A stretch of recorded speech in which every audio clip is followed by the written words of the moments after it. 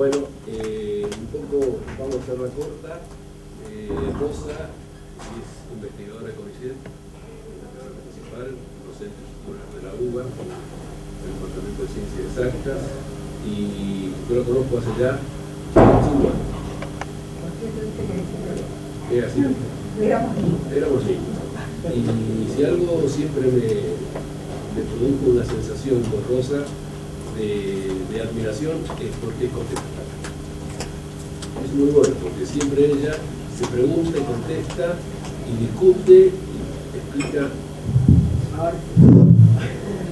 bueno, y coloca su posición clara, y eso es lo bueno, porque estamos viviendo momentos en nuestra historia donde debemos colocar nuestra posición y defenderla con fundamento. Y Rosa es una de las personas que defiende con muchísimo fundamento su postura, lo cual yo sé que acá va a haber gente que no, a lo mejor no va a coincidir, y bueno, nos vamos a prestar para la discusión. Así que lo voy a dejar. Bueno, buenos días. Yo decidí que como me gustan que me discutan, a cortar esto en 3 o 4 partes, en unas preguntas. Entonces, cuando llegamos a esa pregunta, ustedes van a poder intervenir, vamos a dialogar y después sigo con otra parte. Me parece que así en módulos, esto es algo muy complejo, que se ha simplificado enormemente, llevando este tema tan complejo a algo que es casi no científico cuando se simplifica tanto. Einstein decía que le había preguntado en una reunión de TED una mujer inglesa que lo había invitado que le explicara la teoría de la relatividad. Entonces él empieza a explicar y dice, no entiendo nada. Simplifíquemelo, él lo simplifica. No entiendo nada. Sí, hasta que llega un momento que la señora dice, ahí le entiendo. Dice, sí, pero eso no es la teoría de la relatividad. Bueno, esto del calentamiento global o del cambio climático es exactamente lo mismo. Se simplifica en el periodismo o en las cosas que llega a la gente de una manera tal que se pierde. Y lástima que también los tomadores de decisión reciben algo tan simplificado que se pierde todas las dudas, todas las inquietudes que hay detrás de esto y que hacen que entonces se tomen decisiones sin tener las herramientas necesarias. Es indudable que en el siglo XIX la temperatura era más alta que antes. ¿Qué hubo? Hubo una época llamada Pequeña de Hielo, en que sobre todo los inviernos eran muy fríos y el Támesis, por ejemplo, se congeló hasta 1895. Vemos que los glaciares en el mundo, estos son glaciares franceses, que a principios del siglo XIX y fines del siglo o mediados del siglo XIX tenían su máxima extensión, y después cómo se han reducido. También en la Argentina, por eso es tan importante lo del inventario de glaciares que está haciendo Iñamiglia, se muestra, estas dos fotos son del inventario de glaciares de Iñamiglia, de la reducción que han tenido fuerte los glaciares, y esto ha sido en todo el mundo. Indudablemente la temperatura se aumentó, indudablemente el isotermo de 0 grados subió, indudablemente los glaciares prueban eso. ¿Por qué digo indudablemente? Porque hasta hace unos 10 años más o menos, a fines del siglo XX, se dudaba, algunos ámbitos científicos dudaban de que este calentamiento global sea estadísticamente significativo. ¿Qué quiere decir? Podía ser un calentamiento más, pero no mostraba una situación climática distinta a la previa. Así que hoy nadie duda de que a fines del siglo XX llegamos a una situación climática distinta a principios del siglo XX y siglo XIX. Sin embargo, estas curvas que son sacadas de trabajo, todo lo que muestro son sacados de trabajos en revistas periódicas con jurados de Citation Index, que son las más importantes del ambiente científico. Y ahí están sintetizadas, en la de la izquierda, que los glaciares empezaron a retroceder a principios del siglo XIX, cuando el gran aumento de de los gases invernaderos, sobre todo el dióxido de carbono, se da a partir de la década del 50 y empiezan a aumentar a mediados del siglo XIX. Con lo cual, sacamos de conclusión que el clima empezó a calentarse en forma natural a principios del siglo XIX, sin necesidad de los gases invernaderos del hombre. Entonces, si estamos todos de acuerdo que el siglo XX tuvo calentamiento global y que ese calentamiento fue tan significativo, ¿por qué hay tantas preguntas, dudas, incertidumbres, contradicciones y controversias que no llegan al público en general? Solo se aprecian si uno lee las revistas periódicas dedicadas al tema, lee las revistas de los especialistas, o si lee los grandes volúmenes del IPCC, no los que llegan a la toma de decisión, que son una síntesis, que se llama síntesis report, que ahí se da la verdad como absoluta. En los otros aparecen las dudas y aparece la palabra incertidumbre, ahí aún en los mismos volúmenes del IPCC. Esto se debe a tres causas principales. Una, que los datos que se usan para evaluar el aumento de la temperatura global son de distinto tipo de acuerdo a los distintos autores. Sobre todo los proxydatos, que son los datos indicadores del clima del pasado en forma indirecta. Hay distintos tipos de proxydatos y cada uno da una información distinta. Sobre todo, lo más importante es el proceso estadístico que se hace con las múltiples técnicas estadísticas complejas que hay, en donde aún con el mismo dato, van a ver ustedes, con distintas técnicas estadísticas se obtienen distintos resultados, y a veces resultados totalmente opuestos. Y los modelos que se usan, o sea, los meteorólogos, los climatólogos usan los modelos que las ecuaciones del sistema climático y del océano para modelar tanto el clima para el pasado como para el futuro.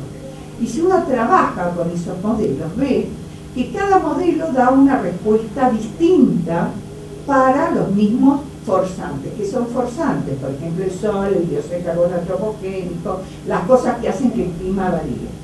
Entonces, esos modelos, trabajados de manera distinta, no cambiando el dato de entrada, sino la parametrización o las ecuaciones, dan respuestas a veces totalmente opuestas. Entonces, vamos a ver estos datos. Vamos a empezar por los datos. El dato más largo y más confiable que hay es el de los termómetros en las estaciones meteorológicas y en los buques, que están consistidos, que están testeados desde 1850. Aunque existan lugares donde hayan termómetros de más tiempo, estos termómetros no estaban calibrados y solo sirven como una referencia relativa a esa misma estación y no se pueden comparar con otra estación. Por ejemplo, hay récords de termómetros en algunos lugares de Europa que están desde el siglo XVIII, pero esos valores solo son referenciales respecto a la misma estación. Solo a partir de mediados del siglo XIX, que aparece la Organización Meteorológica Mundial y que hace las redes de estaciones meteorológicas y que se testean los termómetros, esos termómetros son comparables de un lugar a otro. Bueno, esos registros se interpolaron en latitud y longitud cada 5 grados. Con eso se generaron bancos de datos, como los que están en Inglaterra, que los generó Phil Jones, que fue motivo de grandes controversias, que hacen que evalúen la temperatura media global mes a mes, año a año, de 1850 hasta ahora. Pero yo tenía unas diapositivas que saqué, pero miren lo que pasa en síntesis con esos datos. Esos datos, los datos de las estaciones, no están repartidos regularmente en el mundo, no tienen todo el mismo periodo, unos abarca el principio del siglo, otros mediados, otros fines y otros todo el periodo. Acá ven una curva de la cantidad de datos que usó Phil Jones a través de la reconstrucción de esa interpolación. Y entonces, si uno sabe algo de estadística, sabe que esto viola el teorema central del límite y viola la teoría del muestreo que requiere las mismas condiciones en el sistema para comparar dos muestras del sistema. Una muestra al principio del siglo, otra a mediados, otra a fin, y son muestras evidentemente obtenidas de manera distinta. Y esto es lo que más le discuten a estas temperaturas medias globales los matemáticos y los estadísticos, y le discuten de cómo se tendría que haber hecho en lugar de cómo se hizo. Aparte de eso, acá vemos tres de esas reconstrucciones, tres de esas reconstrucciones, y vemos que esas mismas reconstrucciones, con esos datos de latitud y longitud, son distintas para algunos años. Vemos que las curvas no son las mismas. Todas dan calentamiento global, todas dan tendencia positiva, pero son hasta esas tendencias distintas. ¿Por qué? Por los distintos métodos estadísticos para depurar el dato en las estaciones, porque las estaciones más antiguas están en ciudades que crecieron y existe la isla de calor. Entonces se usan distintos métodos estadísticos. Cada investigador que armó una base de datos lo hizo de forma distinta. Para elaborar el dato de los buques y hacer una serie más o menos continua y equiparable a los datos de estaciones de ciudad. Y los mismos métodos de interpolación en latitud y longitud, que son distintos. Unos usan métodos lineales, otros usan métodos no lineales, para generar esas bases de datos. Entonces vemos que los distintos tratamientos estadísticos de la misma base de información dan distintos resultados. ¿Qué otros datos tenemos? Los datos de los globos sonda, que miden la temperatura con la altura. También la miden en superficie. Acá vemos una base de datos sonda, que es la de Angel, que es una de las más completas y continuas y más estudiada la calidad del dato que hay, que están desde 1958 hasta el presente en esos puntos que están en el mapa, y vemos que también muestra el calentamiento global que hubo en el siglo XX, pero muestra algo muy interesante y que también es motivo de controversia entre los científicos que se mandan no mails, sino directamente trabajos. Uno ve que en un trabajo le dice que el otro está mal por esto y el otro le contesta, y van y vienen los trabajos de investigación en las revistas periódicas. Y es que la temperatura, a medida que nos vamos para arriba, deja de calentarse la atmósfera, y en la alta troposfera, que también tendría que calentarse, la temperatura se bajó. O sea, la alta troposfera descendió la temperatura. Y en la baja estratosfera, por supuesto. ¿Qué sabemos los meteorólogos con los modelos? Que cuando se calienta la troposfera, se enfría la estratosfera, y cuando se enfría la troposfera, se calienta la estratosfera, pero toda la troposfera tiene siempre el mismo sentido de calentamiento si es provocado por un gas que está en todos lados. Entonces viene este tema de discusión con algo que justamente, fíjese, esta es la síntesis que tiene Phil Jones, la estadística de lo que es la radiosondeo. La radiosondeo a través del tiempo muestra realmente, y en todo el mundo, que hubo ese enfriamiento entre 12 kilómetros a 16 kilómetros de altura. ¿Y qué pasa? Viene el IPCC y publica en el 2007 un modelo de los australianos en donde se simula con el modelo el porcentaje de cada uno de los factores que ha influido sobre el clima en el siglo XX. Entonces, ¿qué hacen? Primero agarran y aumentan la radiación solar, a ver cómo afecta el clima. Después aumenta el vulcanismo, a ver cómo afecta el clima. Ponen lo que fue el aumento de los gases invernaderos, lo que pasó con la capa de ozono, los aerosoles, y después ponen todo junto. Entonces dice, esto es el 100% del calentamiento de todos los factores. Y el modelo me va dando cuánto es el porcentaje en que cada factor actuó sobre el clima. ¿Pero qué hace este modelo? Este modelo simula el clima que hubo en el siglo XX y ese calentamiento del siglo XX.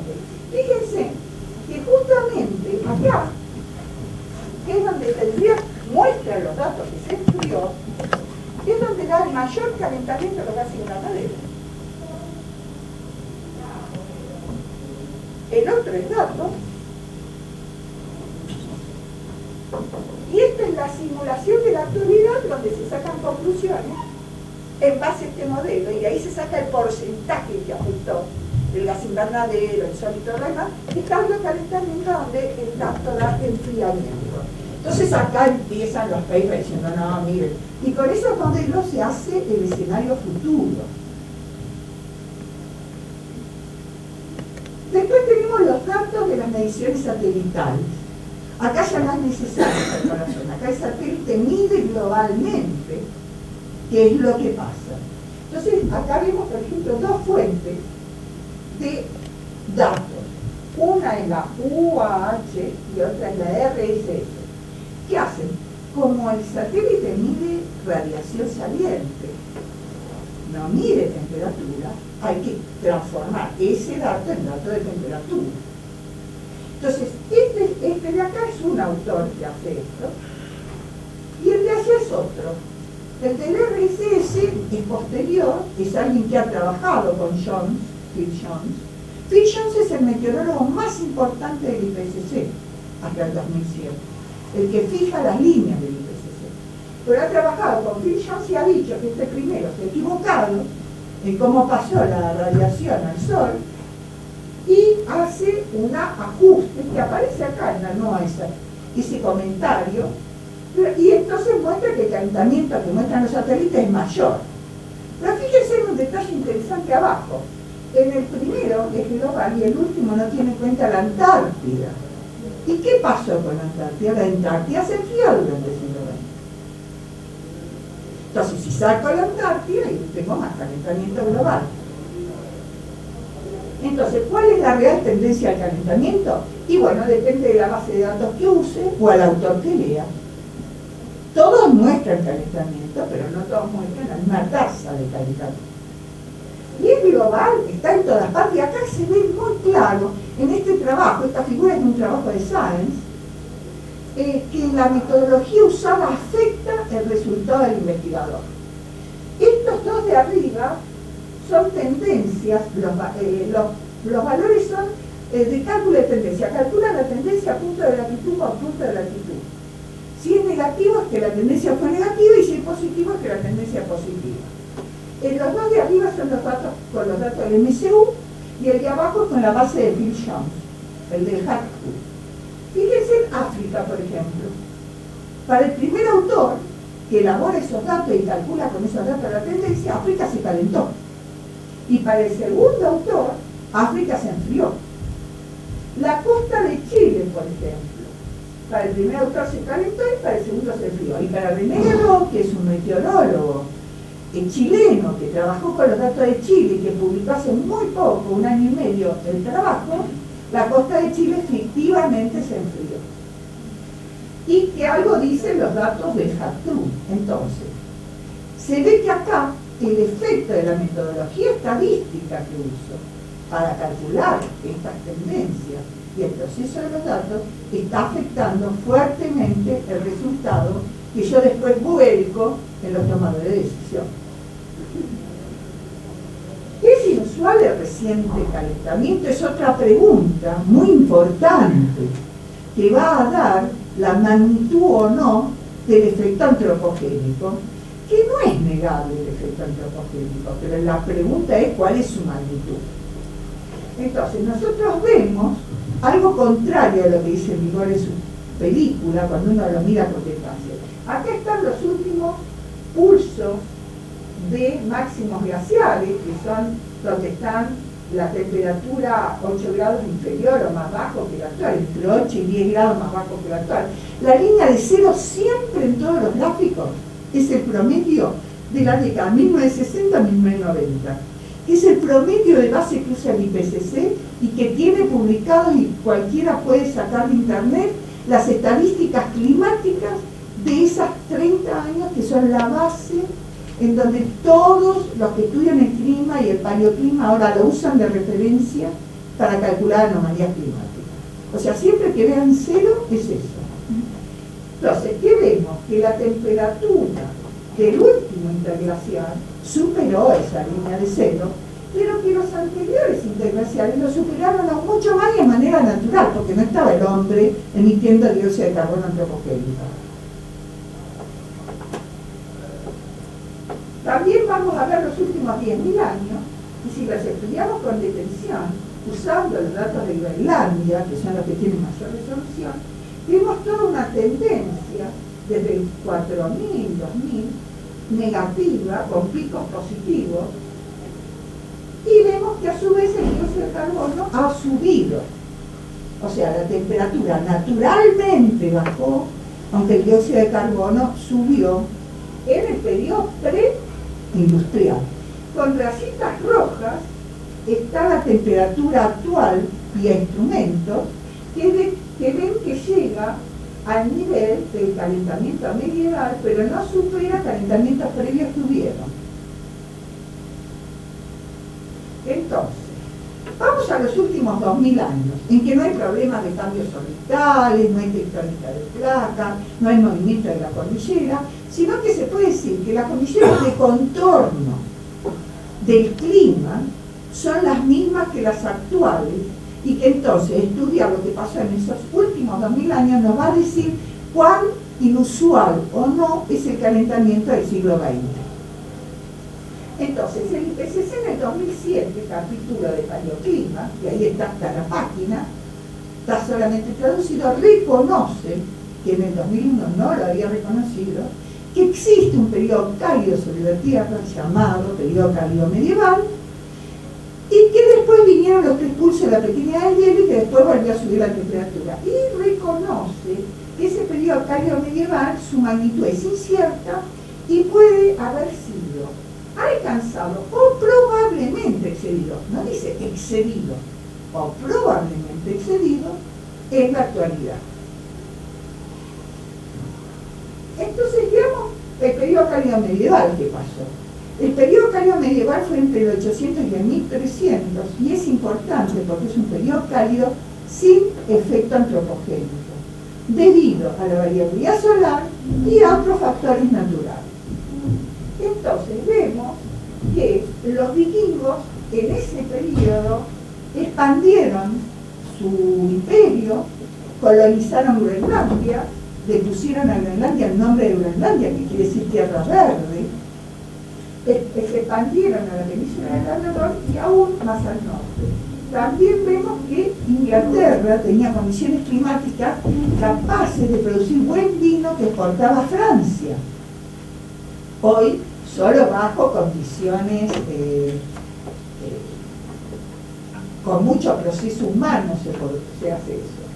Bueno, acá vemos los posibles lugares de asentamientos vikingos en el pasado y vemos que han pasado aparentemente por toda esta zona y han llegado a colonizar esta zona desde, no viniendo desde acá, sino viniendo desde el Atlántico con sus barcos, que no era justamente rompehielos. Entonces vemos lo que pasa ahora. Recién en septiembre del 2010, todo eso, que es el mes en que está más baja el hielo del mar en el Ártico, esa zona queda libre como para ser transitada por esos barcos. Y septiembre, y ahora estamos nosotros acá, en esta línea. Este es el 2011. Septiembre de 2010 está acá. Está más reducido todavía. Pero actualmente está creciendo muy rápidamente el hielo del Ártico. Y vemos que hubieron otros años en el siglo XXI, en donde había más hielo y en donde no se hubiese podido transitar ahí. A fines del siglo XX, todos esos caminos estaban cubiertos de hielo. Uno puede ir a esa página y hacer todo un estudio, porque ahí están los datos. ¿Qué pasó? El hielo del hemisferio norte, en el mar, se fue reduciendo. Pero fíjense lo que pasó en la Antártida, el hielo antártico. Se mantuvo igual o aún subió un poco. Después de ese periodo medieval, vinieron los cursos de la pequeña edad de hielo, en donde crecieron los glaciares, tuvieron inviernos muy fríos. Y entonces hay distintas evaluaciones de estos últimos 2000 años. Hay básicamente 2 evaluaciones muy distintas de lo que pasó. La primera que vamos a ver es la llamada del palo de Hockley, que la hace famosa el IPCC en el volumen del 2001, que es la evaluación de Jones y de Mann, primero lo hace Mann solo y después Mann y Jones, de la temperatura a partir de anchos de anillos de árboles. Y da justamente un par de cosas. No se ve el calentamiento medieval y se ve un descenso tranquilo de la temperatura sin que existan los 3 pulsos de la pequeña del hielo, que no se ven. Fíjense que acá estaría el pulso al mínimo de Maunder, que es uno de los más fríos, y después el cambio de Dalton apenas se ve. Y después un abrupto calentamiento en el siglo XX. De acuerdo a esta curva, realmente es inusual el calentamiento del siglo XX, y es rapidísimo. Esto fue seguido por varios autores, esta política, de esta idea científica. Y se publicó por una época solo lo que era acorde a esto. Y esto es lo que sale en la película de Al Gore como una verdad inconveniente. Pero hay otra postura, que es la que tuvo al principio el IPCC en 1990, que vamos a ver que la agarra ahora en el 2007, ya leímos lo que escribe el IPCC en 2007, y que la tuvieron grandes geógrafos y meteorólogos del pasado, a partir, sobre todo Lamb, a partir de datos históricos y de otros datos. ¿Y qué es? Que hay un periodo cálido medieval, que hay 3 pulsos de la pequeña del hielo, y esa es la temperatura. En este gráfico, que es viejo, la de la 60-90. Ahora estaríamos por acá, ¿no? Este es un gráfico viejo del IPCC. Esta es la figura que toma el gran fraude del calentamiento global, que la presenta el canal 4 de la BBC de Londres. Pero esta postura es la que toman muchos investigadores cuando empiezan a poder publicar. ¿Por qué? No bien saca Mann su trabajo y el IPCC 2001 se ven privados de poder publicar otros datos, y hay uno que es el puntero, que es esta, que realmente hace un trabajo que abre la puerta a otros trabajos, y donde él usa anchos de anillos de árboles, y en el trabajo explica los problemas de reconstrucción con anchos de anillos de árboles. Yo se los voy a sintetizar. Que es que los anchos de anillos de árboles ven bien el clima frío, porque el árbol no crece, pero el clima caliente le satura, o sea, va a haber, el árbol va a crecer hasta un punto, pero si el clima es muy caliente, el árbol no sigue creciendo indefinidamente. Entonces, es muy bueno el ancho de anillos de árboles para ver el mínimo, pero no es tan bueno para ver el máximo. Y el otro problema que tiene es que el ancho de anillo de árbol ve el verano, no el invierno. Y entonces lo que da es la temperatura media global del verano. Y no nos olvidemos que la pequeña del hielo fue un fenómeno muy de invierno, así que están tomando como anual algo que no es tan anual. Pero hay muchas más cosas para decir. No es que no sea bueno trabajar con ancho de anillos de árboles, pero hay que saber qué es lo que está diciendo el árbol, y eso no se ve claro en ese primer trabajo de Mann y Jones. Entonces viene este trabajo que está en Science, en donde el autor va a contrastar su metodología estadística con la metodología estadística de Mann, y va a decir, acá hay un problema en que no aparezca el mínimo de Maunder. Una es la forma en que tomó los anchos de anillos de árboles Mann, y otra es la metodología estadística. Entonces los toma regular en el espacio, y además con series suficientemente largas como para que maderitas suficientemente largas como para sacar el efecto del crecimiento del árbol, no se vaya atrás también el efecto climático de variabilidades del orden de 100 años. Entonces, esto es lo que da el trabajo de él. Ahí ven el calentamiento medieval, en donde los anchos de anillos crecen más aún que en la época actual, y esta es la reconstrucción con el método de él y con el método de Mann. Ven que con el método de Mann sigue sin aparecer el calentamiento medieval, la pequeña del hielo, clara, y con el de él aparece muy claro el calentamiento medieval y los 3 pulsos de la pequeña del hielo. Yo les recomiendo leer este trabajo y leer también los adjuntos a este trabajo que ha publicado Science, porque es realmente una excelencia en trabajo científico, en discusión científica sobre metodología y en claridad de esa discusión. Y él abre la puerta a otros autores. Estos tres autores, por ejemplo, son matemáticos. Ellos usan los datos de Mann y le reconstruyen la curva que tendría que haber dado, usando una mejor metodología que la que usó Mann, en donde se ve también el Cario medieval, ¿ven? Está publicado en una revista periódica importante. Y viene el IPCC y reconoce esto en el 2007. Entonces, ¿qué hace el IPCC del 2007? Pone la curva de todos los que hacen reconstrucciones, no una sola. Y pone el error que hay en cada reconstrucción. Y si uno ve esta franja de error, acá en esto se ve mejor, la variación en el periodo cardiaco medieval es muy parecida a la variación actual y no se ve mayor cantidad. Para tapar eso, Jones hace un truco. El famoso truco que aparece en el mail del Thematic Gate que le valió a él que lo juzguen en la Cámara de los Lores. El truco no fue tergiversar datos científicos, fue pegarle a esta curva arriba, con lo cual la tapa y no se puede ver bien, la serie de la temperatura media global con termómetro. Entonces está comparando reloj de arena con reloj de sol y reloj digital. Si uno hace un esfuerzo mental y borra la curva negra, la temperatura dada por los anchos de anillo de árboles en el siglo XX es similar a la temperatura dada por los mismos árboles del mismo lugar en el calentamiento medieval.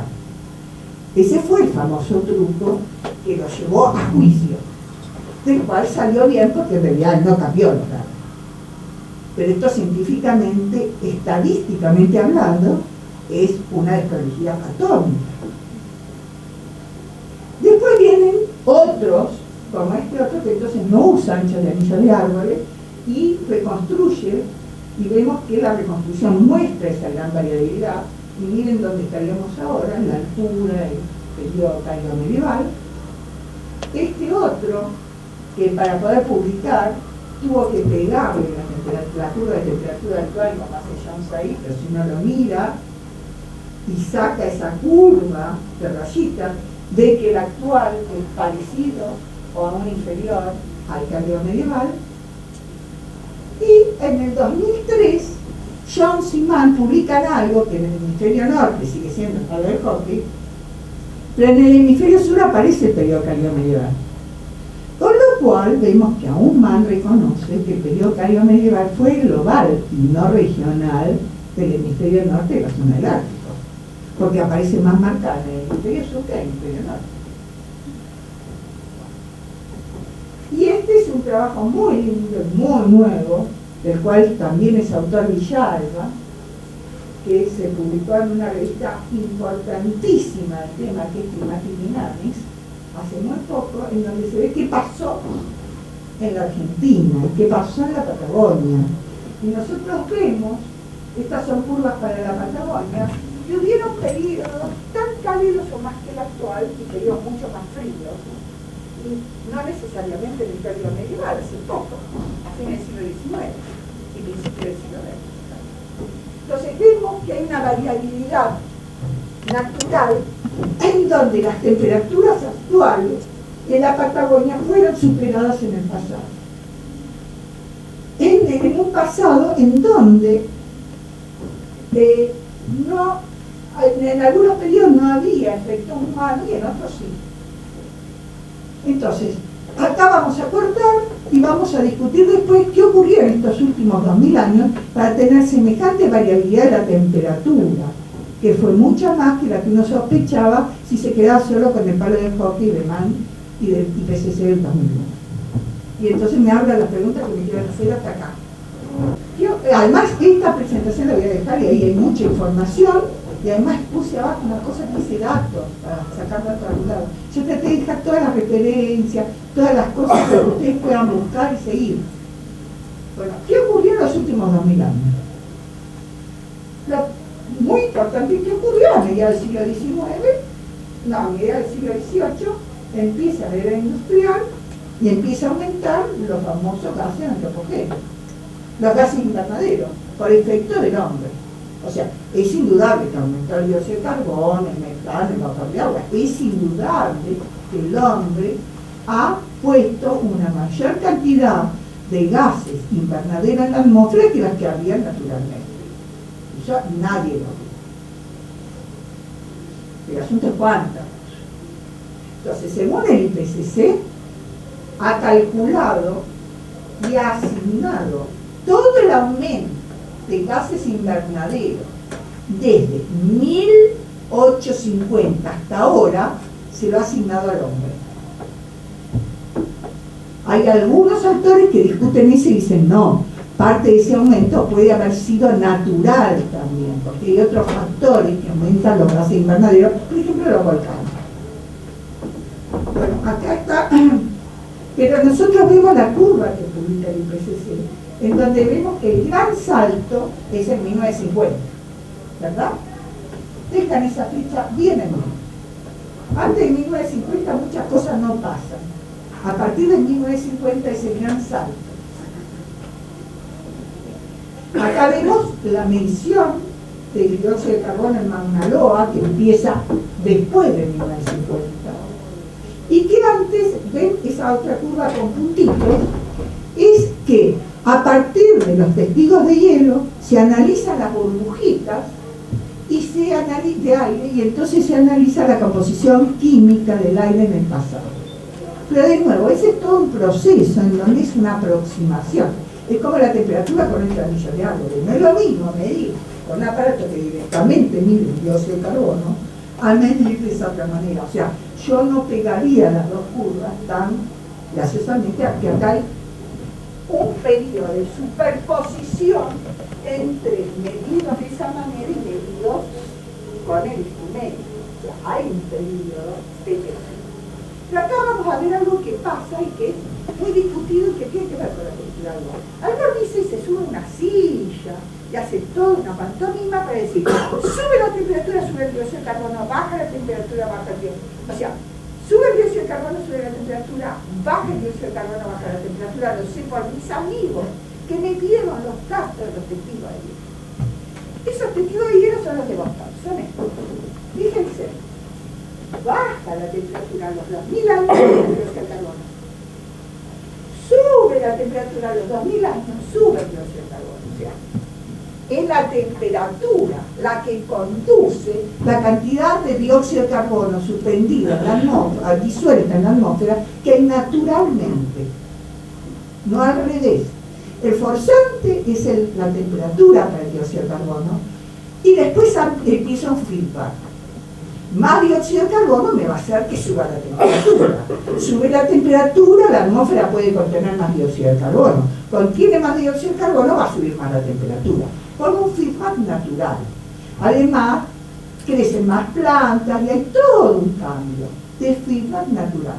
Pero que hay un delay de casi 2000 años muchas veces.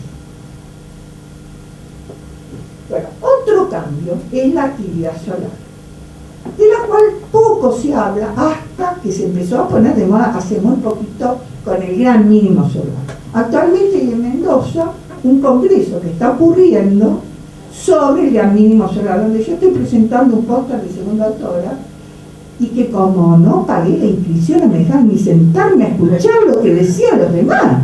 Me echaron free y no iba a pagar $370 para estar una hora escuchando a un conferencista, que era el único que me interesaba. Así que hay que salir de ahí no pise nada. Es una ridiculez, además siendo autora, ¿no? Y donde el primer autor pagó la inscripción y estaba ahí con un santo varón. El cambio de la actividad solar, ¿cómo lo miramos? Lo vemos a través de las manchas solares. Con las manchas solares se puede reconstruir la irradiancia solar y acá hay una buena reconstrucción. ¿Y qué vemos? Bueno, que hay un mínimo, hay otro mínimo, el del alta, hay un mínimo a principio de siglo y después sube y se mantiene estable en las últimas décadas del siglo XX. Las dos últimas décadas del siglo XX. Pero nosotros admitiremos que es inusual respecto desde 1600 hasta ahora, la irradiancia que recibimos del Sol en las dos últimas décadas del siglo XX. vamos a ver, estas son las manchas solares, estas son las llamadas solares y esa es la Tierra, ese puntito. Entonces nosotros podemos saber cómo fueron las manchas solares y la irradiancia solar en el pasado. ¿Cómo? A través de los rayos cosmogenéticos. Tenemos dos tipos de rayos cosmogenéticos en la atmósfera, el carbono 14 y el berilio 10, que más rayos cósmicos galácticos recibimos, más rayos cosmogenéticos tenemos, más isótopos cosmogenéticos tenemos. Es así el proceso. Más manchas solares, más viento solar.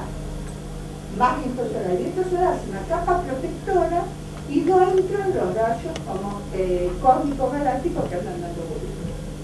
Menos manchas solares, menos viento solar y pueden entrar los rayos cósmicos galácticos. Acá vemos, por ejemplo, el berilio 10 en función de las manchas solares. Sube las manchas solares, baja el berilio 10. Es una reacción inversa muy fuerte que tienen los isótopos cosmogenéticos. Entonces nosotros podemos, con los anchos de anillo de árbol, estudiar el carbono 14 que había en el pasado y fecharlo precisamente. En tal año había tanto carbono 14, entonces a ver, en ese año, ¿cuántas manchas solares podía tener? Y con los testigos de hielo, podemos ver el berilio 10, que es más incierto, no es como los anchos de anillo de árboles, porque no los puedo fechar tan precisamente, pero el berilio 10 me permite los testigos de hielo llegar a los últimos 11.000 años o más de berilio 10. Entonces, con esos datos, este señor Solari, y uno que está en este momento, mientras yo hablo, dirigiendo una de las charlas, acá en el Diario de los Andes, que es Usonsky, que es especialista en el tema de manchas solares, hicieron este trabajo de Nachos del 2004, en donde reconstruyeron el número de manchas solares con berilio 10, carbono 14, y encontraron, el número de manchas solares, que es proporcional a la irradiancia solar del siglo XX, solo tiene antecedentes hace 8.000 años. O sea, realmente es inusual la irradiancia solar que recibimos en la segunda mitad del siglo XX. Porque es inusual el número de manchas solares que tuvieron en la segunda mitad del siglo XX. Entonces, si vemos la actividad solar en función de la variabilidad climática de alguien que no es ancho de anillo de árboles, sino otra variable que ve mejor los mínimos y los máximos, vemos que se corresponden muy bien los máximos de temperatura con los máximos de irradiancia solar, los mínimos de temperatura con los mínimos de irradiancia solar. Otro factor, porque siguen los factores, no hay un único factor, es el vulcanismo. Volcanes como el Chichón y el Pinatubo, que están en la zona ecuatorial y cuya columna volcánica, cuya columna de cenizas y de químicos llegan a la baja estratosfera, afectan al clima. ¿Cómo afectan el clima? De acuerdo a este esquema. Tiran dióxido de azufre y tiran dióxido de carbono. El dióxido de azufre produce primero una capa que es como un espejo de los rayos solares, porque esas partículas generan algo que reflejan el rayo solar y no permiten que entre mucha irradiancia solar, y ese efecto dura 2 años más o menos. Acá lo vemos mejor. Miren, acá tiene el Chichón, la bajada de llegada de irradiancia solar que produjo y dura más o menos 2 años. Y acá vemos el Pinatubo. Acá tenemos qué pasa con el ozono. Viene el Pinatubo, baja el ozono. ¿Por qué? Porque el dióxido de azufre se combina con el ozono químicamente y el ozono deja de ser ozono. O sea, destruye la capa de ozono y genera agujero de ozono. Impide que lleguen los rayos solares, genera enfriamiento, pero también destrucción del ozono. Y van a ver al final de esta conferencia, porque eso es muy importante, porque el hombre está haciendo mono con navaja. Recuerden lo que dije del dióxido de azufre. Con el tiempo, el dióxido de azufre ya no actúa más y actúa el dióxido de carbono que emite el volcán generando calentamiento. Por eso que después de cada erupción volcánica, después de 2 años, la temperatura posterior a esos 2 años es más alta que la temperatura previa a la erupción volcánica. Acá vemos el forzante radiativo y vemos algo muy interesante. ¿Qué pasa en los pequeños del hielo, en los crepúsculos? Una mayor frecuencia del vulcanismo. Con lo cual, un volcán detrás de otro, no permite actuar el dióxido de carbono. Solo permite actuar el dióxido de azufre. Porque hay uno al año siguiente, a los 6 meses hay otro, y otro, y otro. Estos son todos volcanes que llegan a la baja estratosfera, porque si no, no tendría el dato.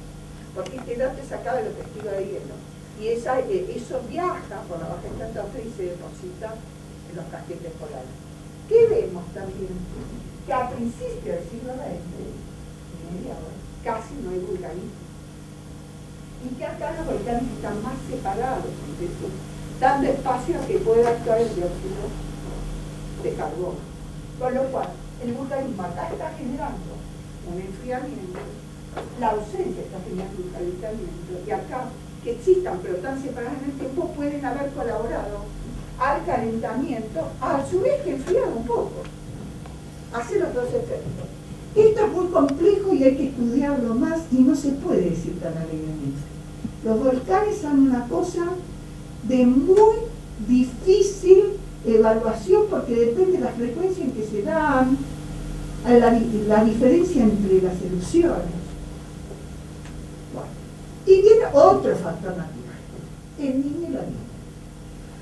Sale Trenberg con el 2001 a decir que el Niño era fuerte por el calentamiento global. Esa fue mi discusión muy grande en el IPCC cuando estuve en el 2001.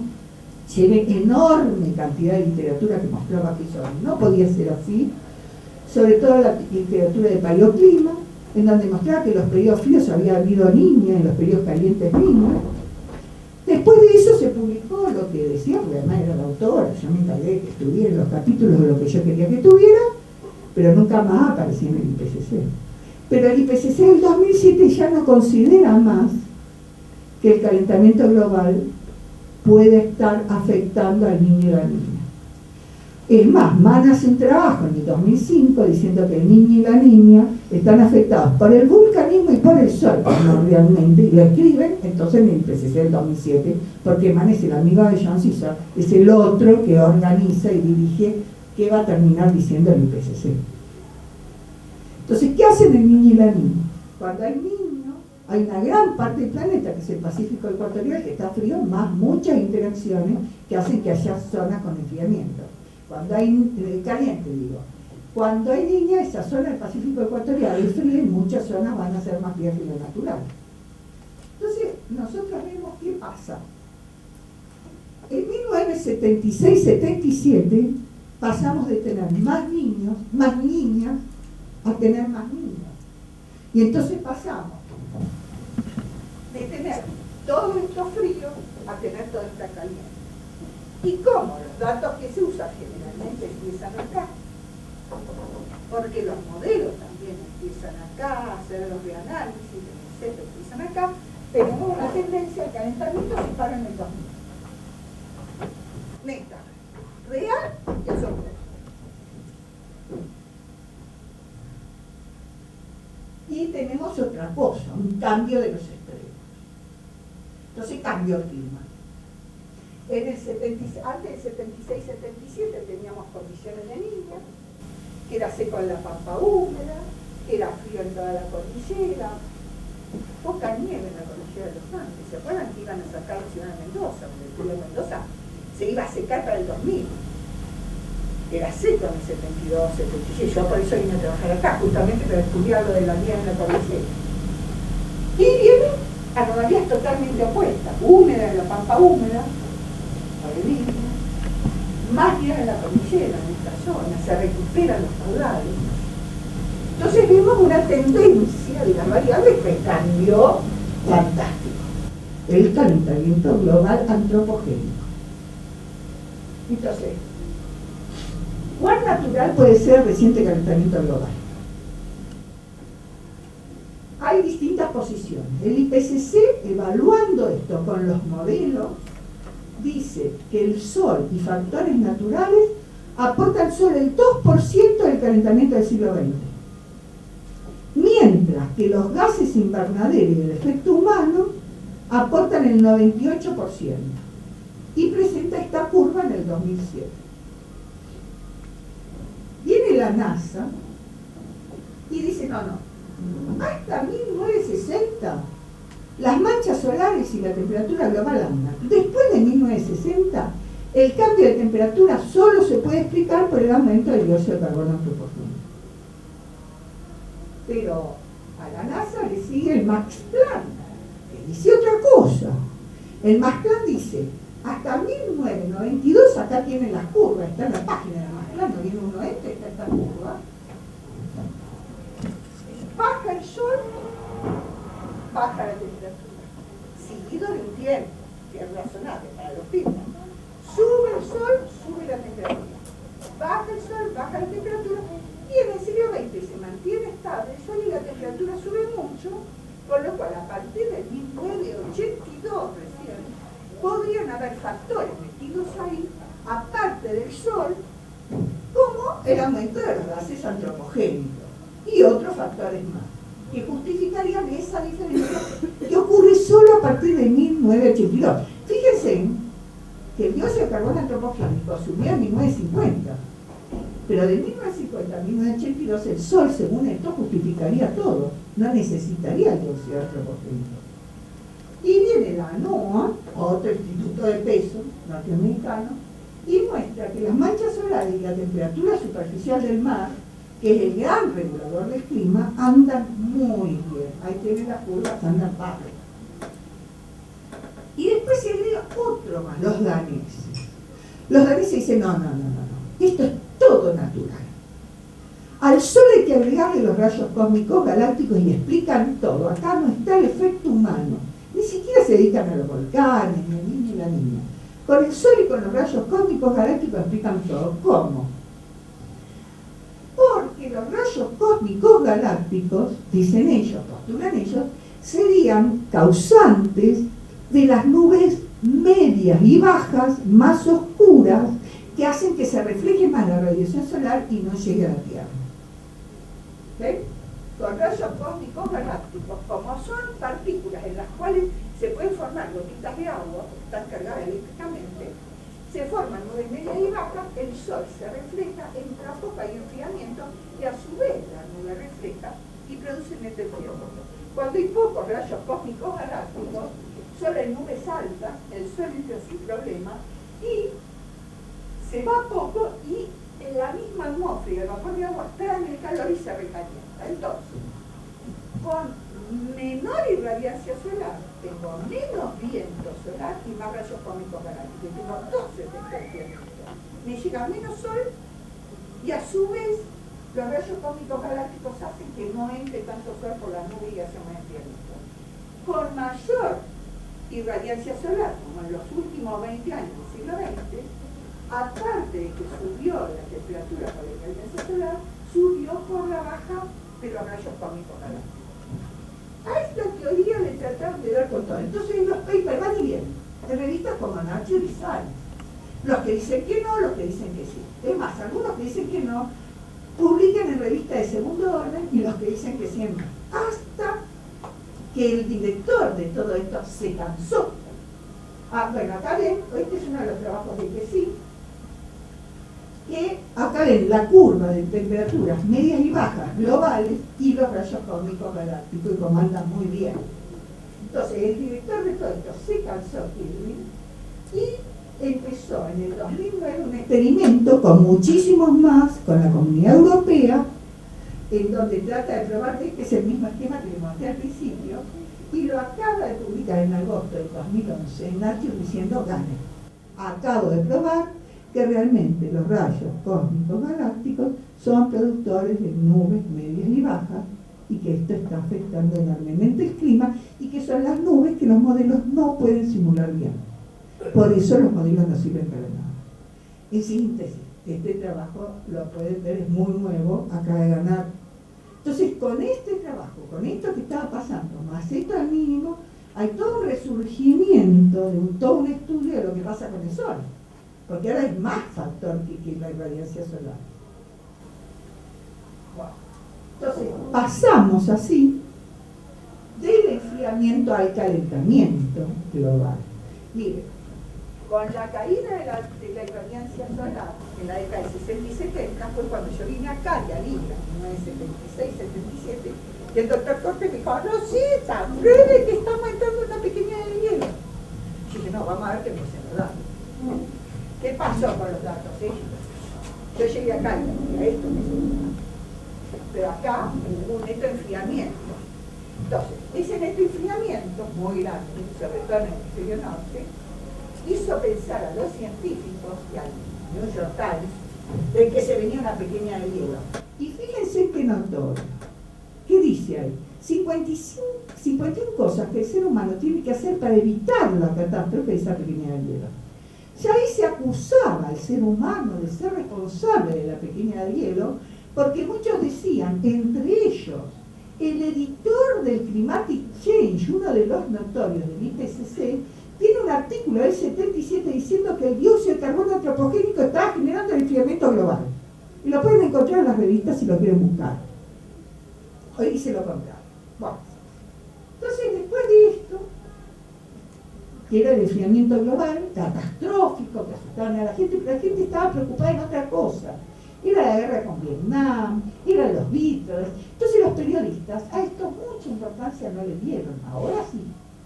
Los periodistas que ahora inflan las cosas, en esa época estaban preocupados por la Guerra Fría, por tantas cosas. Entonces, pero Margaret Thatcher, muy inteligente, una química inteligentísima, usa a Sir Crispin, su gran amigo, y utiliza esto. ¿Qué pasa? En el 73 le cuadruplican el precio del petróleo y le hacen huelga a los mineros del carbón. Y dice, yo me tengo que liberar de esto, voy a generar centrales nucleares para tener energía nuclear y que esto no me jodan. Pero la gente no quería centrales nucleares. Y ella era química, y además tenía los informes de la CIA. Y empieza a descubrir en 1976, 75 que las temperaturas empiezan a aumentar. Datos que el ambiente científico todavía no tenía. Entonces lo llama a Sir Crispin y le dice que por favor, él que trabajaba en la ONU, genere un panel, un grupo de investigadores que prueben que el dióxido de carbono es malo porque calienta planeta y da plata a la sociedad científica inglesa para que le pague a los científicos en esta línea de investigación y logra lo que quiere. Así, lograr lo que quiere, poner el plan nuclear y que se lo aprueben, para no emitir dióxido de carbono, ni con el petróleo ni con el carbón. Y entonces, ¿qué hace Sir Crispin? Genera el IPCC. Entonces, después llegamos al New York Times, el mismo New York Times de antes, pero ahora, un pobre osito polar blanco, arriba un pedacito de hielo, y dice las cosas que usted tiene que hacer para evitar la catástrofe del clima y que se mueran los ositos polares. Al Gore iba a sacar una película nueva sobre los ositos polares, pero él se come la ciencia. Yo empecé a investigar. Genéticamente los ositos polares blancos tienen 300.000 años de antigüedad. En el anterior interglacial, hace 128.000 años, fue tan caliente, vieron que el nuestro fue el menos caliente, fue tan caliente que Groenlandia se quedó sin hielo. Por eso que si queremos estudiar el clima del pasado con los testigos de hielo, solo llegamos a los 128.000 años últimos. Con lo cual el Ártico estuvo sin hielo y el osito polar siguió vivo. Siguió vivo después de los vikingos, pero no va a seguir vivo un efecto antropogénico, que no es la emisión de dióxido de carbono precisamente. Entonces, ¿qué está pasando en el siglo XXI a cada un año? Eso es lo que pasó en el siglo XX. ¿Vieron que ya hablé todo el siglo XX? Fue por algo, porque ahora vamos a ver qué pasa en el siglo XXI. ¿Qué pasa con el dióxido de carbono? Sigue subiendo. ¿Cómo es posible que si el 98% del aumento de la temperatura se debe al aumento del dióxido de carbono antropogénico y el dióxido de carbono antropogénico y demás gases subieron muchísimo en el siglo XXI, la temperatura se estabiliza más? Además, fíjense que es interesante. Hasta el 76-77 la temperatura bajaba, que había niñas, las que Del 76-77 al 2000, la temperatura sube, que hay más niños que niñas. Y después la temperatura se estabiliza o baja, que hay más niñas que niños. Esa es una de las causas. ¿Qué causas llevan a esto? ¿Ven? Acá está. Esta es de la página de Phil Jones. Él también muestra las curvas con esa bajada o estabilización a partir del siglo XX. Esto es otra de las cosas que aparecen en el Climatic Game. Aparecen entre los mails que se mandan Trenberg y Jones, que Trenberg le dice a Jones, ¿y qué vas a hacer con respecto a este lag en el aumento de la temperatura, esa estabilización? ¿Qué vamos a esa? Dice algo muy divertido, dice, a ese comportamiento travesti de la temperatura, porque en lugar de subir, baja. Entonces dice, ¿qué vamos a decirle a la gente? ¿Que los datos instrumentales están malos? Bueno, esa también fue una de las cosas que se dieron a conocer y se armó un quilombo donde Trenberg también fue juzgado en Estados Unidos. Bueno, entonces mi pregunta es, ¿cómo habría bajado la temperatura de no existir el efecto antropogénico? Yo creo que si no hubiese existido el efecto antropogénico, tendríamos una bajada muy bruta de la temperatura. ¿Debido a qué? Acá, esto es lo que está pasando, por ejemplo, en el invierno del 2009-2010. Y nos enseña esto, que las temperaturas bajas nos generan grandes problemas energéticos, económicos y de vida. Hubieron muchas muertes y en Europa, primer mundo. No sé qué pasaría con la Argentina con inviernos tan crudos, si es que empiezan a aparecer. Entonces, esto es lo que pasó en Estados Unidos con una de las tormentas. Entonces, justo antes de esto, que fue justo antes de la reunión en Copenhague, el idiota del presidente de la Comunidad Europea dijo, y tengo el video y no lo traje, necesitamos inviernos más fríos y más largos. Y a pesar del dióxido de carbono antropogénico, Dios lo escuchó y esto es lo que le pasó. Para que vea lo que pasa con inviernos más fríos y más largos. Bueno, estas son las boyas que existen desde el 2003 que te van a responder un poco. El mar se está enfriando, el mar está teniendo menos capacidad calórica, con lo cual el feedback se desató, porque el mar tiene una gran capacidad calórica. Entonces, si se está enfriando, él va a enfriar la atmósfera. Entonces, ¿qué causa este cambio de tendencia de la temperatura de la atmósfera y del mar en el siglo XXI? Uno ya se lo adelanté, lo de niña y la niña, no pude con mi ejemplo. Una cosa muy importante que pasó, este es el pronóstico hecho de la NASA hace 4 años, en donde nosotros vemos un pronosticado ciclo para esta época muy alto. Bueno, este es el principio del siglo XX. ¿Qué pasó a partir del principio del siglo XX? Bajó la irradiancia solar porque estábamos en la pendiente de bajada del siglo XXII. Pero ¿qué pasó? Empezó un gran mínimo solar que nadie se explica. La NASA da una explicación hoy, la otra mañana, hacen un pronóstico hoy y otra mañana, y este es el último pronóstico que encontré de la NASA, en donde, si estamos acá ahora, subieron un poco las manchas solares, y la NASA cree que va a subir más. Yo creo que va a ser así, pero no importa. La NASA cree que va a subir más. Porque en los mínimos, en los grandes mínimos, no es que no hubieron manchas solares, hubieron ciclos muy bajitos de océano, muy seguidos.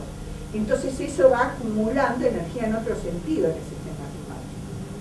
Entonces hay un mínimo no esperado que ellos no se explican. Yo quiero tener alguna explicación y acá lo vemos.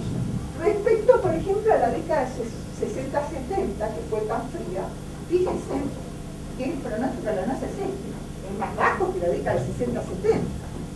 Entonces, a nivel climático, de no existir los gases antropogénicos o de hacer poco efecto los gases antropogénicos, nosotros llegaríamos a un clima como lo de la década de 70 en poco tiempo. Ya se está perfilando con los inviernos más fríos. Y fíjense que el mínimo de Dalton No es que no tenía manchas solares, era muy bajito seguido por mínimos largos. Entonces es posible que lleguemos a un mínimo tipo Dalton. Para mí vamos a llegar a nivel solar, no climático, a un mínimo de manda. Con la bajada de la irradiancia solar subieron los rayos cósmicos galácticos. Entonces tuvimos los dos factores de enfriamiento, aumentar y baja. Y un tercer factor que comenzó la fase negativa de la Niña. Entonces, pasamos de nuevo de las anomalías desde el 76 hasta el 2000 a anomalías previas al 76-77. Por ejemplo, pocas nevadas en la cordillera de los Andes, con más años de sequía que años normales en los caudales. La pampa húmeda seca, también lo que está pasando en Córdoba. Desde el 2000 que tenemos más años de sequía que años de precipitación normal y casi inundaciones no hay. O sea, se revirtió de nuevo los extremos. Con lo cual, ¿qué están diciendo ahora? Encontré una nueva. Y el aumento del dióxido de carbono antropogénico lo que hace es exacerbar los extremos. No, pero había un tipo de extremo en una época y ahora hay otro tipo de extremo. No es que exacerban los extremos, nos llevan a los extremos opuestos. Claro, si junto las dos series, paso de un lado a otro. ¿Qué son las perspectivas futuras? ¿Por qué este gran mínimo? En parte porque están convirgiendo un ciclo, que es el ciclo de Gleichberg de 80 años, otro ciclo, que es el de Ries, de 110 años, y el mínimo del 11 años. Más otros ciclos más largos que hay. Todos están convirgiendo en esta época. Con lo cual, vemos que hay algún factor físico del Gleichberg que ocurre ahora, algún factor físico distinto del Ries que ocurre ahora, y el factor físico del 11 años que también ocurre ahora. Todos juntos. Hay factores físicos, no es estadística, que van detrás de esos ciclos. Entonces, mi pregunta es, hay una cuestión vital que tendría que responderla con precisión y que no puede ser respondida con precisión. ¿Y qué es lo que no queremos aceptar? Queremos precisiones, queremos fundamentalismo, se calienta, se enfría, va para acá, va para allá. Y tomar decisiones en base a eso. Y no es cierto, hay incertidumbres más grandes de las que queremos que existan. Y entonces viene el periodista y hace una nota en un sentido o hace una nota en el otro. Ahora hay periodistas que están sacando que vamos a una pequeña del hielo o vamos a una edad de hielo, peor. Yo no creo tampoco en eso. Se va a enfriar el clima, pero no creo que lleguemos al mínimo de Maunder en lo climático, sí en lo solar. Entonces, ¿qué pasará cuando la energía solar siga así baja? Es muy difícil de saber. Hay pronósticos de que va a seguir baja.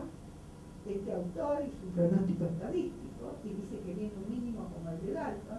Todos estos autores en revistas muy importantes tienen un pronóstico hablando de un mínimo del orden de Dalton. El trabajo que hicimos con el astrónomo que está ahora en el Congreso, no lo dice ahí, decimos que hay un mínimo que se podría avicinar, pero para mí es como el de Maunder, no como el de Dalton. Después de la conferencia les digo por qué. ¿Y qué pasa con el dióxido de carbono? Los pronósticos del IPCC respecto a las emisiones son buenos, porque el hombre es más predecible que el clima. Entonces, el IPCC pronostica un aumento de los gases invernaderos, pero no muy grande para los próximos 5 a 10 años. Si él se dispara el 2100, pero vamos a saber qué pasa en el 2100.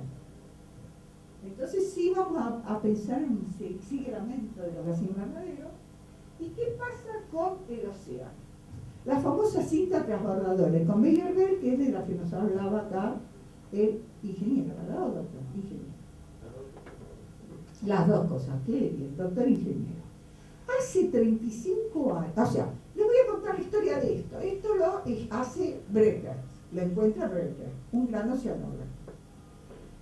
Y él encuentra que en los periodos de máximo glaciar, la cinta transbordadora está frenada, es más lenta y transmite menos las temperaturas del hemisferio norte al sur y del Ecuador a los dos. O sea, hace que se enfríen más los polos y se caliente o quede igual el Ecuador, porque está frenado. En los periodos cálidos de la Tierra, en los anteriores interglaciares, y hay datos para estudiar esto, que son los testigos marinos, la cinta transbordadora esta, que es un transborde de señal de temperatura en el océano, no es directamente en la corriente marina, está exacerbada, es más rápido. ¿Qué está pasando ahora? A ver si la tengo o lo iba a decir, no, que está ahí. Ahí están las parejas. Que les queda a ustedes, la pueden mostrar. La cinta transbordadora hace 35 años que se viene frenando. Entonces, si Brecker tiene razón, el que se frene la cinta transbordadora nos lleva a un enfriamiento. ¿Cómo se frena la cinta transbordadora? Es porque no se produce agua profunda o se produce menos agua profunda en el Atlántico Norte.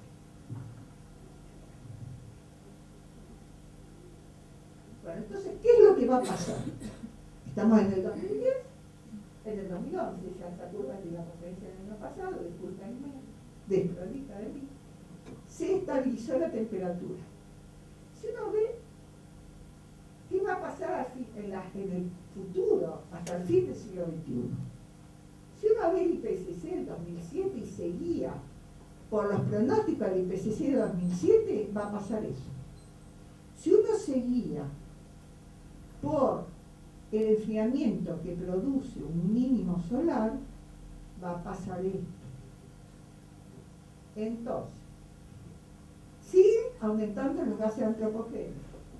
Se pronostica una pequeña del hielo a nivel de manchas solares. Ahora, eso es una cosa así. El Sol puede llegar a la época de la pequeña del hielo, al mínimo de Maunder, pero las condiciones del sistema son distintas. El mínimo de Maunder agarró el sistema frío, con temperaturas menores a ese cero. Ahora agarra el sistema caliente, por lo tanto lo va a enfriar, pero nunca creo, vamos a ver porque lo va a hacer, va a llegar a los valores del mínimo de Maunder.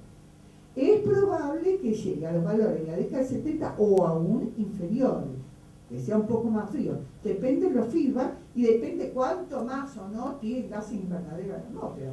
Yo particularmente pienso que los gases invernaderos algo hacen, que si no estuvieran estaría más frío el sistema en este momento por el tiempo que estamos sin manchas solares y por el tiempo que la irradiancia solar venía decreciendo.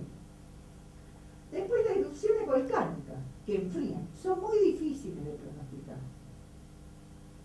O sea, hay que probar, en eso estamos tratando, de que las erupciones volcánicas están relacionadas con las alineaciones planetarias que alteran tanto el Sol, que es plasma, como el geodínamo.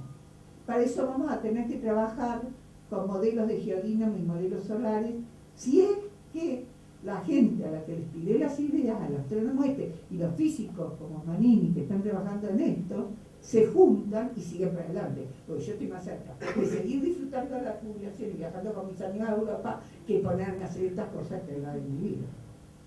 Después, las variaciones multidecadales de la oscilación del Pacífico ecuatorial son dificilísimas de pronosticar porque son parte de la no linealidad del sistema y no están incluidos en los modelos, o sea, los modelos no incluyen del IPCC ni las variaciones solares, ni lo que hace el volcán, ni lo que hace la variación decadal del Pacífico. Y con eso sacan ese escenario futuro, poniendo el sol alto como el fin del siglo XX, no poniendo el vulcanismo que puede enfriar el sistema, y tampoco poniendo para nada el pasaje de niño a niña y de vuelta.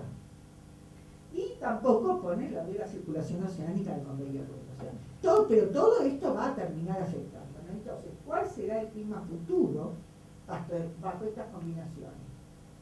Quieren responderlo mediante modelos, pero los modelos tienen esos problemas que le dije, y además los modelos tienen el problema que, como el modelo climático, el real, las ecuaciones reales son no lineales y no tienen resolución analítica, para correr modelos, aunque sea con esa supercomputadora y meter los feedback, hay que linealizar un poco las ecuaciones, hay que hacerle algo a las ecuaciones. No se pueden poner las ecuaciones como son. Pero en un sistema no lineal y caótico, como nos enseñó Lorenz, en donde existe el efecto mariposa, pequeñas diferencias generan grandes cambios, o no, pueden o no generar grandes cambios en el futuro. Esto pasa con los pronósticos. Este es el pronóstico de la temperatura que hizo el IPCC en el 2001 y esto es lo que pasó en el siglo XXI. Entonces, llegamos a la última parte, que son las soluciones. Que la solución que hoy hagamos al teórico calentamiento global antropogénico no sea un problema para mañana. O sea, tomemos soluciones que no se generen en problemas mayores con esto de luchar o frenar algo que nadie, creo, tiene la verdad respecto al porcentaje de efecto antropogénico y de efecto natural que tiene lo que estamos viviendo todos, que es un calentamiento global. Entonces, primero vamos a ver lo que para mí, ahora voy a dar mi opinión, y acabo de darla recién respecto al calentamiento global, es un problema para la humanidad, pero es para mí. Soluciones que son problemas. Y después voy a dar soluciones que son beneficiosas, y eso desde mi punto de vista, y eso es discutible. Una son las centrales nucleares. La ONU, obvio, CQP, ONU, Margaret Thatcher, la nuclear, dice que la única solución que hay para frenar el gran desastre climático es las centrales nucleares. Rusia comenzó a construir una central nuclear sobre el mar. Recuerden lo que pasó en Japón hace muy poco. Les recuerdo a Chernobyl. Yo soy una damnificada de Chernobyl porque estuve en un congreso en Austria, en Viena, a los 20 o 30 días de Chernobyl, en que la nube de yodo radioactivo estaba más activa, dio sobre Viena. Yo me enfermé de la tiroides. Después el mismo tecnología nuclear me arregló, no me curó, porque me quemaron la tiroides con yodo radioactivo y ahora tengo que tomar levotiroxina de por vida. Pero la inmensa contaminación que ocurrió en aquel momento y que se piensa que pueden haber, porque todavía pueden morir, seguir muriendo 250.000 muertos por Chernobyl. Ahora se reconoce la cantidad de centrales nucleares viejas que hay en el mundo, son muchas. Entonces, ¿qué se hace con la basura nuclear que no se recicla? Acá tienen piletas con basura nuclear en Carolina del Norte. Yo no vivía cerca de esa zona. Nadie sabe qué hacer con una generación de residuos radioactivos, ni qué sucede con las centrales mínimas cuando son cerradas. En España se ha cerrado una central nuclear y están moviendo los residuos de un lado a otro, y cerrar la central nuclear le costó más que el ahorro de energía de generar la central nuclear. Ahora el gasto de los españoles para cerrar esa central nuclear y para hacer algo con los residuos de la central nuclear es mortal. Y este es un chiste de una revista española, justamente. Dice que están todos de acuerdo, porque nadie quiere donde vivir los residuos nucleares. En eso están todos de acuerdo. ¿Y qué están haciendo? Le dan las barras al Reino Unido y ellos los ponen en esas cosas que las hunden en piscinas. A otros están en el mar todavía, los viejos, los primigenios, y acá hay alguien que nos puede explicar más de todo esto. Y la otra solución es seguir con el petróleo, que no hay ninguna solución energética, porque el petróleo tiene algo mucho más grave que la quema de combustible fósil para el dióxido de carbono. Tiene primero la enorme contaminación que hace el petróleo en sí cuando lo trasladan en buque de un lado a otro, en los mares, o en la extracción misma, y segundo que estamos utilizando un recurso no renovable para producir energía en el siglo XXI. Cuando ese recurso no renovable es muy útil, esto es petróleo. Esto no es encaje de los de antes como mi abuela. Esto es petróleo puro. La ropa nuestra es petróleo, muchas cosas, todo esto, esta mesa, todo esto es petróleo. Entonces nos vamos a quedar sin todo esto por quemar petróleo. Para mí esto es terrible. Acá tienen una imagen de la mousse que genera el petróleo que pierden los barcos en el océano Atlántico, en la zona de los Azores, que se mezcla con las algas y hace como una cosa que mata todo. Por lo tanto, hay que parar la quema de petróleo y usar el petróleo necesario y reducir las extracciones de petróleo y ir buscando cómo reemplazarlo. más allá de calentamiento o enfriamiento global, independiente de eso, el biocombustible. El biocombustible viene acá de la mano de Al Gore para decir que hace un ciclo de biocombustible que no saca dióxido de carbono que está en la tierra a través del petróleo, sino que recicla. Pero estamos cambiando combustible por comida en un mundo en donde ya no es cierto que la comida alcance para todos, y este es lo que él propone, ¿no? Yo saco de la planta absorbe, va y vuelve, no es lo mismo que sacarlo de la tierra. Pero va a haber enormes problemas por eso, ya hay. Y uno de los enormes problemas, aparte del hambre, de la subida de los granos, de la subida de los alimentos, es el tema de la deforestación, de la desertificación que ha venido y de la salinización de los suelos de la mano de eso. Del monte, acá tienen un suelo con soja y lo que queda del suelo con soja después, con el tiempo. Este es el Chaco, acá tienen el impenetrable, esto que acá, esta minita es el impenetrable. Y esto es lo que hizo el hombre, que compactó el suelo y mucha gente acusa de esto, o sea, le responsabiliza ese suelo compactado el aumento del dengue. ¿Por qué? En un suelo compactado queda la agüita, el calor del Chaco y los mosquitos se reproducen y vuelan. Aparte de que queda un suelo inútil, ¿no? Y entonces, como estamos gastando el suelo con soja y otras cosas, que son otras características, ¿qué hacemos? Usamos agroquímicos, fertilizantes, que quedan en el suelo, son químicos, que después nos lo vamos a comer. También quedan en el suelo los productos de residuos industriales y urbanos. Ahí están tratando de limpiar el Matanza Riachuelo. En la minería, que aparte de modificar el paisaje, es la descarga de residuos tóxicos y la contaminación del agua a través de la minería, si no se hace como corresponde. Y todo eso permanece en el suelo, va aumentando en la cadena trófica y terminamos comiendo y llega a nosotros y nos enfermamos. Porque estamos ingiriendo algo que no es natural. Y entonces, nueva solución. Esta es de ciencia ficción y acá es donde somos monocolabos. Yo cuando me enteré de esto, enloquecí. Pero enloquecí tanto que me acuerdo que al día siguiente que me enteré de esto fui a una reunión con unos amigos y no sabían cómo calmarme. Esto me enteré hace 2 o 3 años y yo ya estoy más calmada.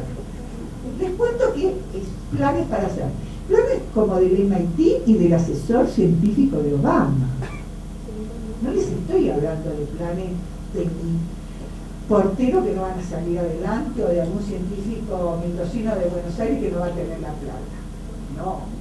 Estoy hablando de gente que quiere salvar al mundo del calentamiento global antropogénico. Entonces la solución es que no llegue tanta radiación solar. Para eso proponen, por eso ahí está el mundo atenazado, ¿no? La modificación artificial del clima, y para eso proponen. ¿Qué proponen? Escudos espaciales orbitales. Bien, ahí están. Poner espejos en el punto cero de gravedad entre el Sol y la Tierra, para evitar que llegue la radiación solar acá, porque como vamos a seguir emitiendo dióxido de carbono, que no llegue tanto sol, así no nos calentamos tanto, para equilibrar el dióxido de carbono antropogénico. Sale millones. Ahora, con el mínimo que se viene,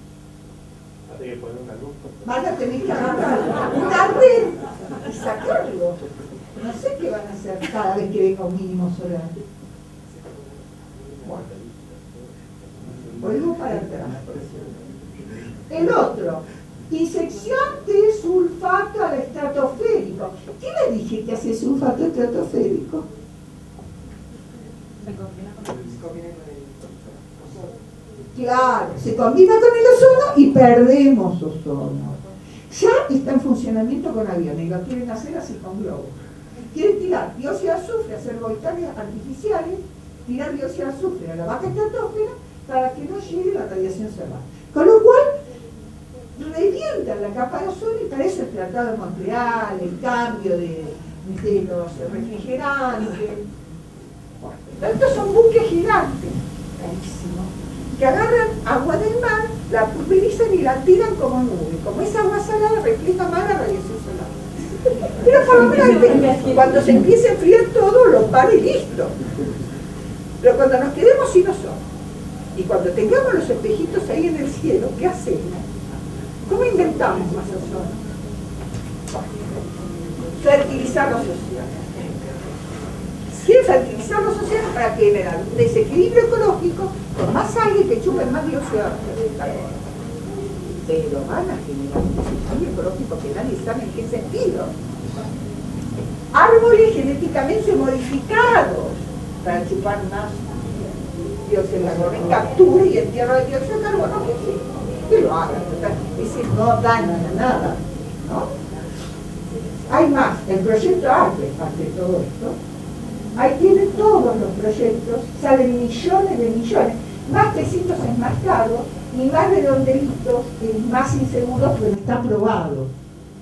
Pero esto ya está en marcha, ya están haciendo cosas de esto, y están gastando millones de millones, en lugar de preocuparse porque suba el nivel del mar, que no sabemos si va a subir o no, está en duda que haya subido o no por el tema isostático. Hay que probar que el nivel del mar realmente subió y que va a dejar esa islita de 300.000 personas sin vivienda, cachar todo ese dinero, llevarlas en un lugar paradisíaco, hacer una casa fantástica y dejar de huelear. Entonces, que las soluciones sean sustentables en esas decisiones políticas y en esas legislaciones, tanto para un clima futuro más caliente o más frío, porque un día venga un clima más frío, después va a volver un clima más caliente y después va a volver un clima más frío. Las soluciones tienen que ser sustentables y no estar dependiendo de esto del dióxido de carbono antropogénico y si el calentamiento global y se hizo o no se hizo todo lo demás. Y son soluciones a un problema real que tenemos. Hay cada vez más gente y más problema energético. Entonces, parques eólicos, este es un proyecto que tiene Chubut. En junio del 2010 y en marzo del 2010 firmaron con Santa Cruz un gran parque eólico y una producción de energía por hidrógeno, más energía hidroeléctrica con más centrales hidroeléctricas, que por más que los ecologistas puedan decir que corriente arriba, corriente abajo, lo otro que está planteando la ingeniería es mucho más grave. Y la contaminación del petróleo es mucho más grave. Y meter a la gente bajo tierra a sacar carbón me parece inhumano. Miren lo que pasó en Chile. Energía solar, energía geotérmica, energía mareomotriz, que se está usando en Inglaterra. Y necesitamos usar petróleo o gas para un coche. Están animando cada vez más a las empresas de autos a brindar alternativas que reemplacen a la gasolina. En Japón inventaron un auto que funciona con agua, así como lo escuchan. La tecnología en Japón sigue progresando. Por no tener combustible y echar a andar su vehículo. La siguiente es una noticia que puede entusiasmarlo. Una compañía japonesa inventó un auto que funciona con agua y que puede hacerlo andar tan solo con 1 litro. Como lo escuchan, puede usar agua de río, de mar, lluvia y hasta incluso una infusión. La principal característica de este auto es que no necesita echarse la gasolina por afuera. El coche continuará funcionando mientras usted tenga una botella de agua para que llene el tanque de vez en cuando. La corporación japonesa Genie Parks presentó este auto en la ciudad occidental Osaka. Una vez que se vierte el líquido en un tanque de la parte posterior del auto, la energía es generada por su hidrógeno, que lanza electrones y finalmente genera corriente eléctrica, resultando al mismo tiempo un auto ecológico. Recomendamos altamente nuestro sistema, puesto que usted no requiere de baterías, que es para los demás autos importantes. Según la compañía, 1 litro de agua hace que el auto pueda funcionar durante 60 minutos a una velocidad de 80 km por hora. La compañía apenas ha solicitado una patente y está esperando asociarse en un futuro con empresas de automóviles japoneses para fabricar su invención en serie.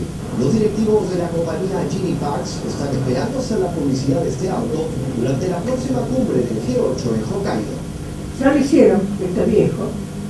Existen 2 tipos de motores de hidrógeno para coches. Uno que uno puede usar su propio motor y cambiarlo de hidrógeno. Y otro directamente con pila.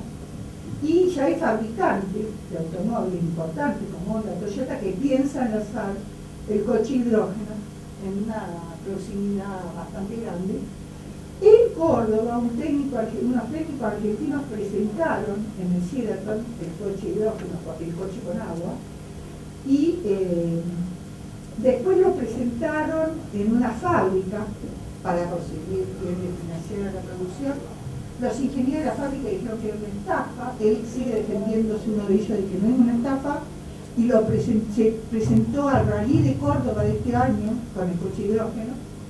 También, y no explotó, porque eso es lo que pasa con el coche hidrógeno, en Picotruncado, Santa Cruz, se obtiene hidrógeno y oxígeno puro para energía, y ya en los 70, este español había inventado una moto a agua y la patente la había regalado España. Por eso que hay cierto problema con el tema de las patentes y los motores a agua que surgieron después de esto.